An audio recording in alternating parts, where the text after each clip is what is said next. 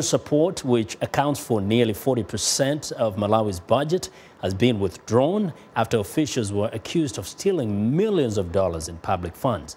Malawi economists say the country is plagued by high inflation and the fall of the country's currency, the kwacha. Now, in a recent interview with VOA's Peter Clotty, Malawi's President Peter Mutharika talked about some of the measures his government is taking to strengthen the country's economy. Part of the reason is, of course, of a weak export base, and for that the other currencies are strong. And in a way, I think the kwacha was overappreciated anyway. So it's probably depreciating to history and the normal level. But we're going to try through increasing exports and others to make sure that the kwacha is strong, cut back on spending.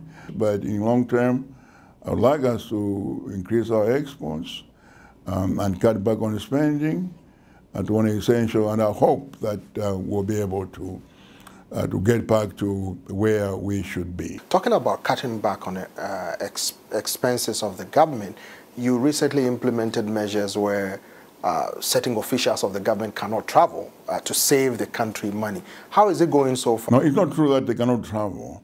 Everyone can if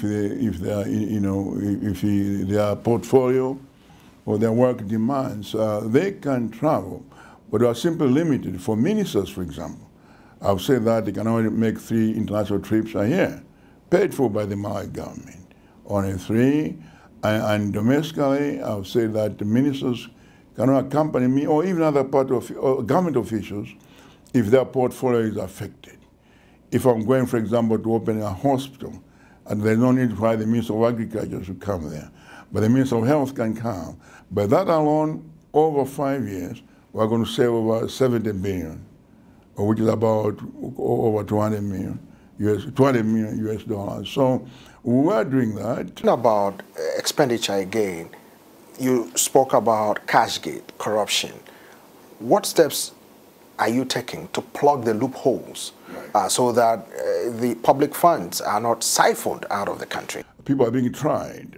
Those people who committed this crime are being tried. Now, in terms of the cashgate thing itself, we're carrying out the public financial management reform to make sure that there are more controls, there's more accountability. For example, every department now will have a controller from outside that department who will be reporting to the Minister of Finance Secretary.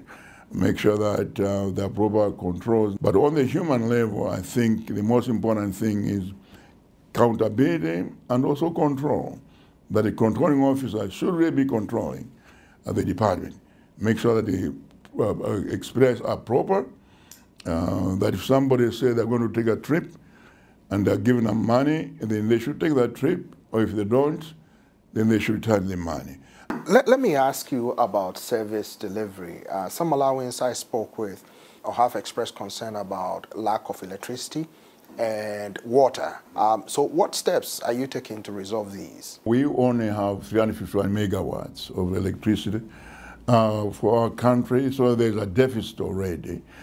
We had a problem with transmission.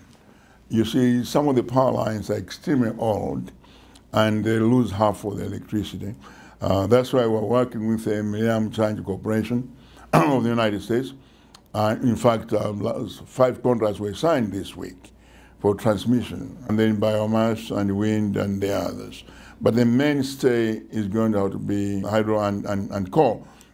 With the new transmission, these are going to be 400 kV lines. On the water, again, I know there are problems, but we have decided that each of the 3 water boards, regional water boards, are making improvements in the south. The Blended Water Board, we are going to be tapping water. Well, I want to know what you think about Africa 54 and the stories we covered. Join the conversation on Facebook. The address is Africa 54, and check out our headlines 24/7 on voaafrica.com. Find me on Twitter at VOA Vince McCory. Now